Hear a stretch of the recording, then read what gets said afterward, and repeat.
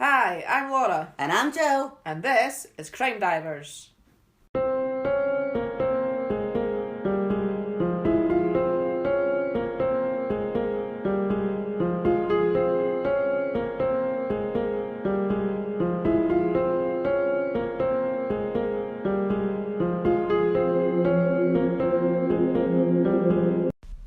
Hello everybody, welcome back to today's episode. And what's the title of today's episode? Today's title is Killer Ambition. Ooh, that's Is that a good one? well, it sounds good. Although I think it's a bit crappy if you've got an ambition to be a killer. Well, that's exactly what it is. That's exactly why I called it that. Fair enough. Where in the world is it? We're in England again. I keep finding British ones. Well, I think was my last one. yeah, I think your I've last... done a recent one in England. I think I've done a recent couple in England actually. Yeah, I think you might have actually, but you know, can't help where the crimes are. No. So this week we didn't say we were going to dive in, did we? Well, we haven't even said... Oh no, we have said where we were. Yeah. I'm totally forgetting where we were. Okay, sorry everybody, we're not doing very well. We're not functioning properly today. No, we're not. Sorry, Are you ready to dive in? Let's dive in. Let's dive in. Jesus Christ. So this week we're in Darlington, which is in the northeast of England. And I have heard of Darlington. I know sometimes I don't hear these places. Yeah, so. you actually come from the northeast of England, so... Technically I do, so do you. So in February 1995, David Harker, who was 23, moved from Chesterley Street in Durham. And that's not the name of a street, that's actually the name of a place. Just so in case you're wondering why I've given you the name of the actual street, it's not the name of the actual street. It's a place called Chesterley Street in Durham. Right, okay. Okay. So he moved from Durham to Darlington, which is 23 miles away. Right, okay. So he had been in and out of trouble in his hometown, so he was hoping for a new start in Darlington. So it wasn't long before he made new friends. He ended up actually living with one of them for a while. His name was Matt. He was 16 and he lived with his mum and his sister. So they were friends, Matt and David. And David would come round for his dinner and just got on really well with the family. So he said he had nowhere to stay. So Matt's mum just said, well, you can just stay here until you get yourself sorted out. So yeah, that's nice of her, wasn't it? Yeah, and Janet, that was Matt's little sister. She was 11 at the time when he moved in, and she said, David didn't pay rent, but he helped cleaning up the house, and he would help her with her homework, and he was just a really nice guy. He would go out of his way to help anybody and everybody. Yeah, so sounds pleasant enough at this point. Yeah. So after a while, David met a girl, and after falling in love, they moved into a flat together. So and David, he made friends with his neighbours, and his neighbours said, he was just a nice person. He was intelligent, polite, charming, just a nice guy. So unfortunately, after a year of living together, David and his girlfriend split up, and she moved out. Right. So David turned to alcohol, and he would often be found sitting in the park getting drunk. Now I think in this place in Darlington, I think that's a bit of a thing in people drinking in parks, like the younger generation. Okay. Sort of I think it's like that anywhere, really, isn't it? Well, I think so. Yeah. But yeah, it seems to be quite a thing that's what they would do. They would go and sit in the park and have a drink. Cool. So in 1998, Julie's just appeared out of nowhere. Are you just making up names now? No, there is a Julie, but David met Julie. Okay. Right, sorry. In 1998, David met Julie Paterson. Paterson? Yeah, I actually read it as Patterson. I was just going to say, it sounds like Patterson. I did watch Patterson. a documentary and they pronounced it as Peterson. Right, so okay. We'll go with that. Yeah, that's fair enough. That's what we're calling her because I think that's how you pronounce it. Fair dues. So Julie, she was also originally from Durham. They didn't know each other, but that's where she was originally from. Okay. She had 3 kids, but I'm assuming, because it was mentioned that she'd had a custody battle, and those 3 kids weren't mentioned afterwards. I'm assuming that before this sort of thing starts, she'd already lost her kids, in the custody battle. Right, okay. So I don't think they lived with her. Okay. So within weeks of moving to Darlington, she met Alan Taylor, and they went on to have a 3-year relationship. So just forget David for now. Right. We're going on to Julie's background. Right, okay. Just in case you're getting mixed up as to who's with who and whatnot. Right. So her and Alan Taylor, they had a 3-year relationship. Okay. At one point they moved to Hastings for a new start, and whilst there, Julie fell pregnant. I don't like Hastings. Do you know what happened in Hastings? The Battle of Hastings? Well, I wasn't there then. No, I got stung. But by a bee? By a wasp. And so did Dad. Oh. We both got stung by the same wasp.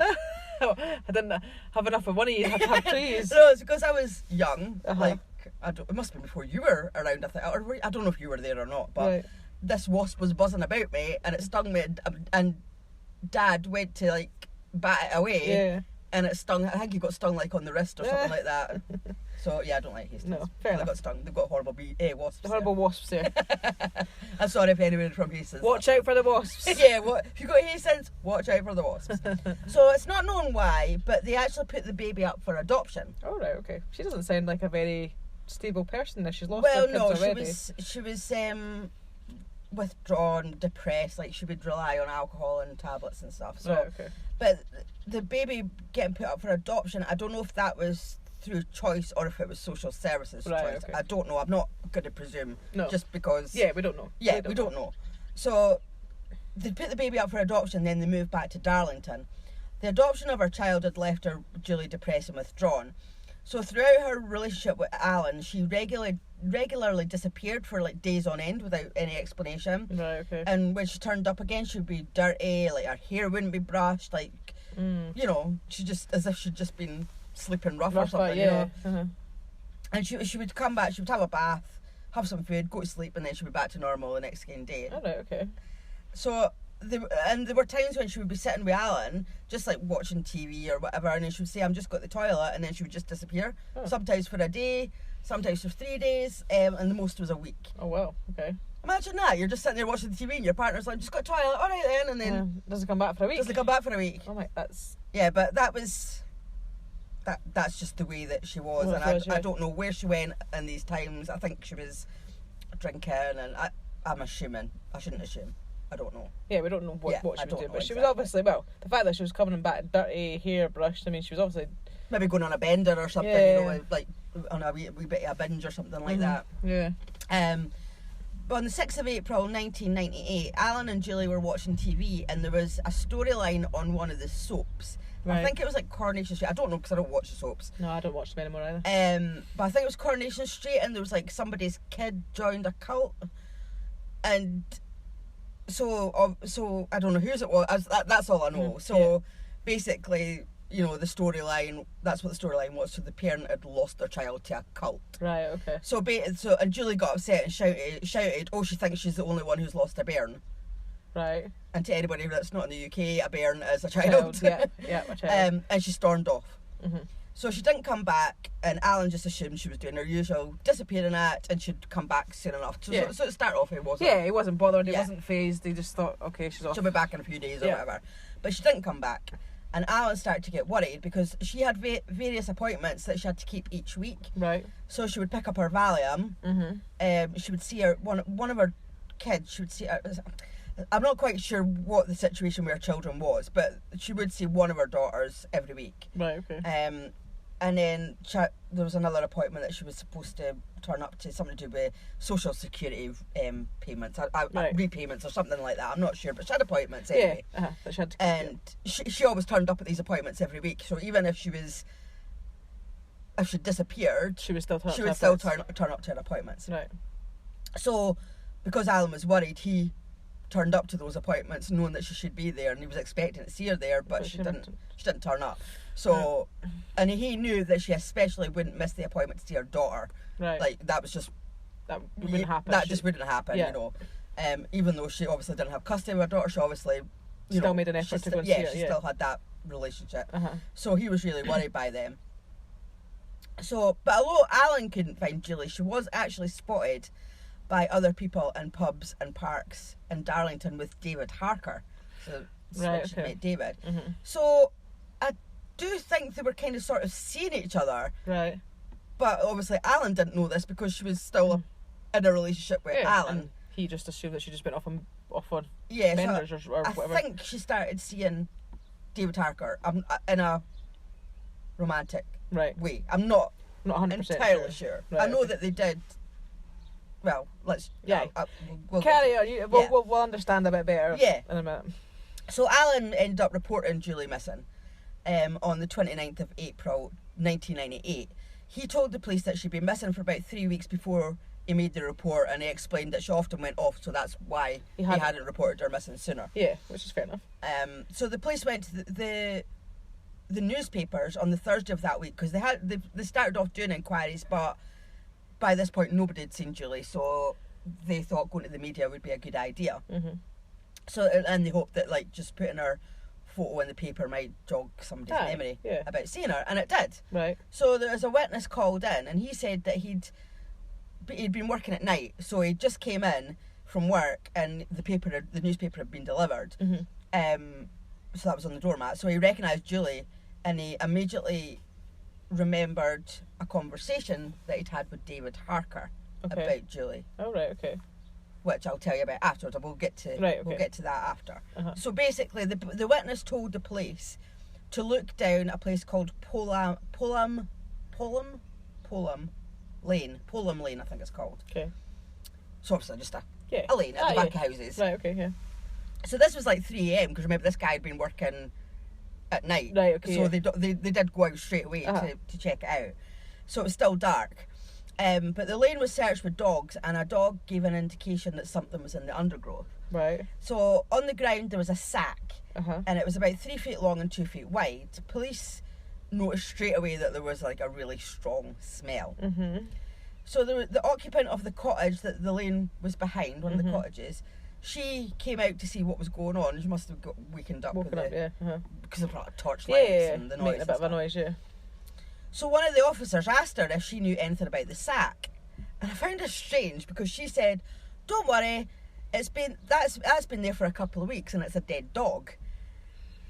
And I'm like, but why would you know that that's there and not do anything about it? How does she know it's a dead dog? Well, that's what I mean. Like, why she knows it's a dead dog? Well, she thinks it's a dead dog. Yeah. Why has she not done something about that? Why has she not reported that? I mean, like, if I saw a sack and thought there was a dead dog in it, there's no way would I be going anywhere near it. So I'd be phoning. How does she know it was a dead dog?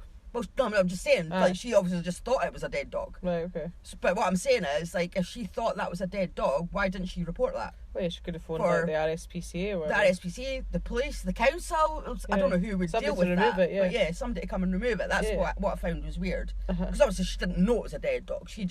I thought it was. She just said it's a dead dog, but she's obviously just assumed it was a dead dog. Okay. I don't know why. That's not clear. Okay. Maybe just the smell. So as it was still dark, the officers decided to wait until they had a bit of light so that they could see properly. Mm-hmm. So they just kind of stood about just waiting, like, for daylight. Mm-hmm. And eventually when they could see properly, they could see on the top of the sack the shoulder blades of a human. And they could tell that this body had been badly mutilated. Right, okay. So my computer's just frozen. No, we're all right. As the story broke in the media, more and more calls were coming in from locals reporting a bizarre tale of murder and mutilation that David Harker had been telling for weeks. Oh, okay. But no one had believed him. So this is why when I said that witness had a conversation with David Harker. Right, okay. So remember Matt, the guy whose mum had let David stay with him when he was homeless? He said that David used to always tell stories in funny voices, and he would say things like he was going to kill them and he was going to do this and that to them, and he would call himself Devil Man, but his friends just never took him seriously. That's just what he did. It was just a bit weird, a bit strange. Yeah, a bit strange, but they were never scared of him. They never took him seriously. They just didn't think anything of it. I just thought it was harmless, just storytelling. Yeah, so obviously all his friends knew that he'd sort of been seen her about with Julie, so they all, I don't think they all knew Julie, but they sort of seen her about and things. Yeah. Mm-hmm. So Matt said that he saw David on the 18th or 19th of April in the park, and David had boasted about how he chopped up Julie and dumped her body in Polam Lane, and her limbs and her head were put out with the rubbish. Right. He said that he took her back to his flat. I think they'd been out drinking or whatever, and this one night she took her back to the flat. They were having sex, which is why I'd said I think there was like a sort of romantic thing. Yeah. They were having sex, but he got bored, so he strangled her and then chopped up her body. Lovely. David was drunk when he was telling this to Matt, so Matt just passed it off as one of his usual stories and didn't believe him. David told about 20 people about what he'd done, but Right. no one believed him. Not wow. one single person, because they obviously must have been that used Uh-huh. to just him coming out with a load of shite. Yeah. So it was just like, yeah, whatever. Yeah, whatever. Just David on another one of these stupid stories. Yeah, but what I kind of thought might have been a bit strange was, if he was telling this story, did nobody actually question where Julie was? Yeah. But then again, maybe, I think if she was quite new to them and quite new on the scene, Yeah, maybe they they probably didn't really think too no. much about her. Probably not, no.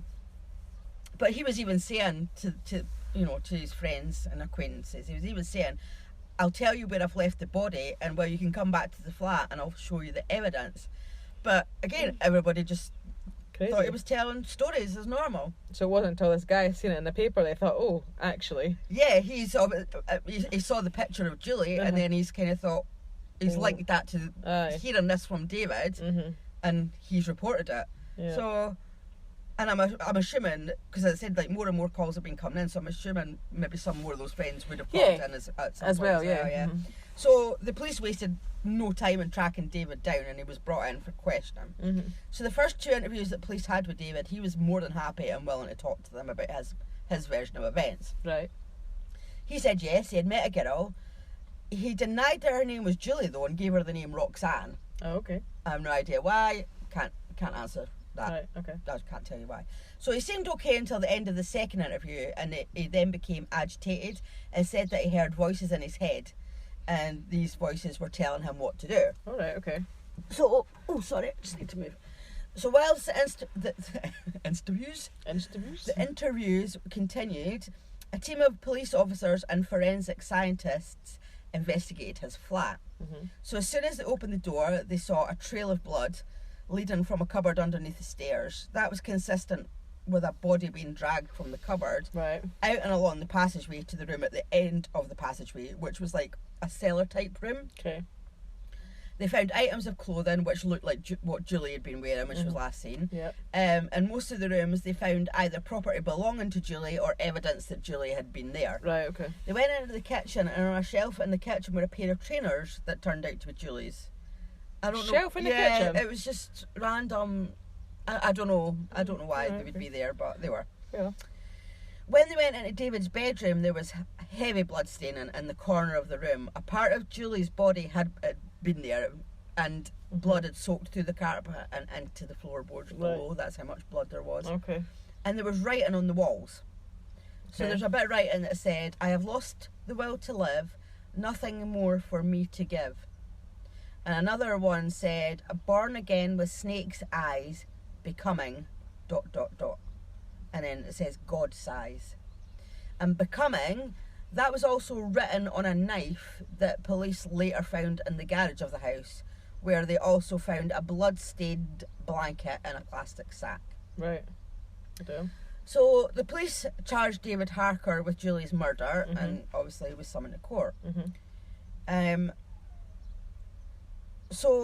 But even though he had told his friends that he had murdered Julie, he was now denying it. Right, okay. And he refused to tell the police where the missing parts of Julie's body were, because they've just found her torso, like the rest of it's missing. So the police launched a search for the body parts.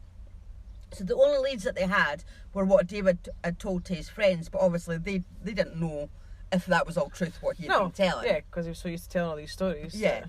So he had told some people that he'd put her head down the drain. He told other people that he had thrown the rest of the body in the river.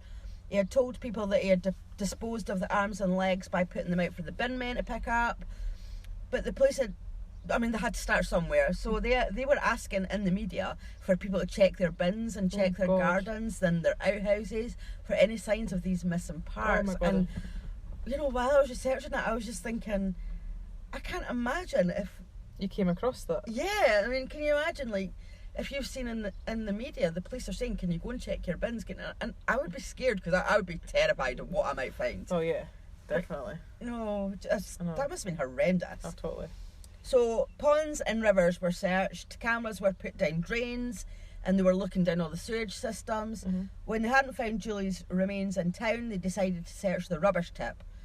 So a 50-strong team of police officers were dispatched to the local tip, which is actually one of the largest landfill sites in Europe. Oh really? Wow. It looks massive. Oh God. Like, huge. So the police teams, they searched around the clock for over 3 weeks. And they sifted 20,000 tons of rubbish, but they didn't find Julie's body parts, and the search had to be abandoned. Wow. And David Harker, he was still refusing to admit that he murdered Julie, despite the overwhelming forensic evidence linking him to her murder, and he never did reveal where Julie's head, so we don't actually legs know. were. Never been found. What a shame. A few weeks into the inquiry, David's solicitor applied for him to be assessed psychiatrically. Psychiatrically? Did I say it right? You said it right the first time. Don't See, doubt yourself. I doubt myself. I have such a problem with those words. Like, but no, you got it right the first time. Okay, well, I should have just shut up and just kept going, shouldn't I? He got a psychiatric assessment. Yeah. So he was transferred from prison to Ashworth Hospital for an assessment. So he was actually, like, kept in. Right. So almost immediately he began to repeat the stories that he told to his friends. So again, once he was in the hospital, he was saying he had killed her. So before his arrest, David had boasted to over 20 friends about his ambitions to be a serial killer. Told you he had an killer ambition, and he had told them how he'd killed that Julie Paterson was going to be his first victim. So he was desperate to tell them all his story, and he wanted to be known as the youngest serial killer in Britain. Oh God, right. Well, he's not a serial killer though. If he's only killed one, he's not done Exactly, very well, has and then he? told everybody about it. So Exactly. you can't be a serial killer if you're going to kill. Because the thing is, if he hadn't had those conversations with his friend, or the He people could have went on to be he a could serial have went killer. on a bit. Well, thankfully, he obviously of wasn't, course. of course. But I mean, he could have. So he wasn't a very good serial killer, was he? That's just stupid, isn't it? Like, Yeah. I want to be a serial killer, so I'm going to kill my first victim and then tell everybody about it and get caught. Exactly. Yeah, that. No. Okay. I mean, thank God he did. Yeah. So that nobody else was, Yeah, of course. targeted. But So David was diagnosed with a personality disorder, and I'm going to quote Mr. David Nias, who is a forensic psychologist. So he said, the personality disorder that was applied in this case was that of the antisocial type, otherwise known as the psychopath. Okay. The offenders are sane in the sense that they are perfectly rational. On the other hand, they have been described as morally insane. They have this blind spot, they are unable to see right from wrong. So this means that they can carry out really vicious, nasty acts. And he will have spent many hours every day dreaming about the horrific things that he could do. right. This is all part of the syndrome he was evidently suffering from. And included in this, of course, is his wish to be famous, to go down in history as one of these notorious offenders. So during his time at Ashworth Psychiatric Unit, David claimed to have killed 2 other people, but the police found no evidence of this. Right, okay. He continued to make outrageous allegations about Julie's murder. He told psychiatrists that after he'd killed Julie, he had cut off a part of her thigh and cooked it with garlic butter and pasta. However, there's never been any evidence to confirm that actually happened. Right, okay. It might have, but we the don't- police just think that he was saying that in order to try and sensationalise what he'd done. Yeah. So hopefully he didn't do that. Well, what he's done is bad enough. So. Yeah. So again, I'm going to quote David Nias, Dr. David Nias, sorry. David Harker fitted into the category of offenders who find it very difficult to distinguish reality from fantasy. They're imagining themselves as notorious or famous, as they would put it, killers. So they build up this fantasy life of great acts that they have done, and so when being questioned by the police, they will bring out all these fantasies, not making a clear-cut distinction between what is true and what is pure fantasy, which makes them very difficult to assess. I was going to say, so does he actually maybe think that some of the stuff is true, even though it's not true? Because he's convinced himself. David, yeah. You know, that they can't make the distinction Yeah. between the fantasy. Uh-huh. I thought you were talking about the doctor there, sorry, that's why I was kind of looked a bit confused. So along with the cannibalism, David tried to convince the staff at Ashworth Hospital that he'd indulged in necrophilia and that he was creating a mask out of the skin of his victims. Oh, God. So again, no evidence No. of this was ever found, and police began to suspect that he was actually fueling his fantasies from the plots of like well-known films. I don't know what films they're talking about Don't know. because I don't watch films that people make masks out of people's faces and things. No, so I couldn't think of it off the top of my head, but it does ring a bell. I mean, maybe like the cannibalism thing could come from like Hannibal, like because he was Hannibal Lecter. He was a. Yeah, but I don't know because I don't watch films like no, that. to be honest, I'm not really a horror film kind of person. That's not my kind of thing. So Dr. David Naya said it is a coming together of two different disorders. There's the sexual disorder, the fascination with torture and killing, and on the other hand, there's the desire to shock other people. So that's what the thing he was trying to shock people by saying all this stuff, and that's part of the psychopathic disorder. They want to make an impact on other people. Right. So in this case, it's like together of these two different features. Uh-huh. So while David Harker was at Ashworth, he started a letter writing campaign with the Northern Echo newspaper. In these letters, Harker was portraying himself as the victim. He didn't talk about Julie at all. He made outrageous allegations in his letters about his parents, all of which were untrue. He said that from the age of 2 until he was 16 or so, he was beaten on a regular basis by his father, sometimes for no reason other than that he was high. He also said that at the age of 6, I don't believe this he also said that at the age of 6 he first attempted suicide at school by trying to hang himself on a skipping rope. Now, I'm sure that I'm just taken from your daughter. She's 6, and I wouldn't think that she would even know that you could kill yourself. Or, I know. You know what I mean? Obviously all kids are different, and they'll have all different knowledge of things like. Yeah, I mean, he might have seen something or been aware of it, but then this was untrue. This was said it was untrue. Yeah. So I mean, maybe they're surely at that age as well. Anyway, you're not going to be left alone too long to even manage to want to do something like that. So who knows? I don't know. He said that at the age of 10, he was forced to watch a dog fight that his dad held at home, and then he had to clean up the blood and flesh up afterwards. But because he used the wrong type of cloth to do it, he was beaten. He also said that his mother was disabled and he was forced to do housework to her specifications, and if not, she told lies to his dad, who would then resolve it with a beating. Can you imagine being his parents, assuming that his parents are decent parents? Yeah, because I think none of this has been found to be true. Yeah, this just, it says it's true. It's untrue, sorry. And I don't know anything about his parents, so they might have done some bad things. I don't know, but imagine if they're just normal parents, and he's accusing them of all that stuff. And then he said, when I was 16 is when it all began. But you don't want to know why I'm becoming. See that word again? Becoming. Because I don't shout it out plainly. If you have a friend at the police, because remember this is to the newspaper, ask them what was written on my bedroom wall when they searched it.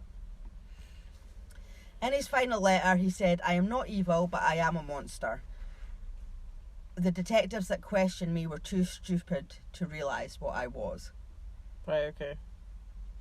And as well as the letters, David sent the Northern Echo a riddle, hinting where Julie's body parts might be. Okay. Now, I have an answer to this riddle, which is, I'm really surprised. I was just going to say, get riddles. But I think you will. I think it's quite obvious. Okay. But Oh, yeah, tell me the riddle. Okay. The title for the riddle is Churchill. Okay. I own a bank but have no money. I have falls but keep going. I have a mouth but do not eat. I have a bed but do not sleep. I have a beginning but I have no end. What am I? Do you know where it is? No. Well, I could be completely wrong because I thought you would have got it, but I might be completely wrong. Say it again. Okay, I nearly told you my answer there. I own a bank, but I have no money. I have falls, but keep going. I have a bed, but do not sleep. I have a beginning, but have no end. What am I? No, I can't even give you an answer. I think it's a river. I don't know what Churchill's got to do with anything, but I own a bank, a river bank. Oh, yeah. I have falls. You have falls at a river, don't you? Like waterfalls. I have a mouth. You have the mouth of a river. Oh, yeah, true. I have a bed, the river bed. Oh, yeah. And you have the beginning of the river, but you don't have an end because it's like... Oh, yeah, okay. Yeah. That's quite smart for you, actually. My God. That's quite smart for you. It was just straight away. It was the bank. For some reason, when I said bank, it just river bank came into my head. Yeah. I mean, I could be wrong, Yeah. but to me, But I that's think your the answer theory. is river. But as I said, they have searched the rivers and things like that, and they haven't found her. So, Yeah. and I don't know if there's a river that has something to do with Churchill, or if there's a church next to it, or it's on a like the On a hill. I don't know. Yeah, I don't know. So the psychiatrist who examined David agreed that although he was in full control of his actions when he murdered Julie, his total lack of remorse showed an absence of conscience, which put him in the top 4% of psychopaths in Britain. Right. So he was sentenced to life in prison. The judge said that Harker had killed Julie in the most terrible circumstances and that he had glorified in her death and in the manner of her death. He said that he had shown no remorse and given the slightest opportunity, he was sure that Harker would kill again. I agree. I think he would. And there you go. Wow. That was quite a good one, actually. I like that. Well, I didn't like it, but you know, in like interesting. I just, do you know what I'm laughing at? It's just because you just seem so surprised there, as if like all my other cases are shit. No, they're not. But no, that was a good one. Every case is different, and you know there's always a different story to tell. Yeah. And every case that both of us do, it's because the cases need to be told. They're interesting, they're intriguing. There's always something about them. Yeah, there's always something about them. So there you go. Thanks for saying that was a good one and making out that the rest of them were shit. Thanks. I didn't mean it like that. Right, But anyway. yeah, but thanks to everybody for listening, and if you would like to follow us on social media, I was too busy putting my hair back in a ponytail. We're on Instagram and Twitter.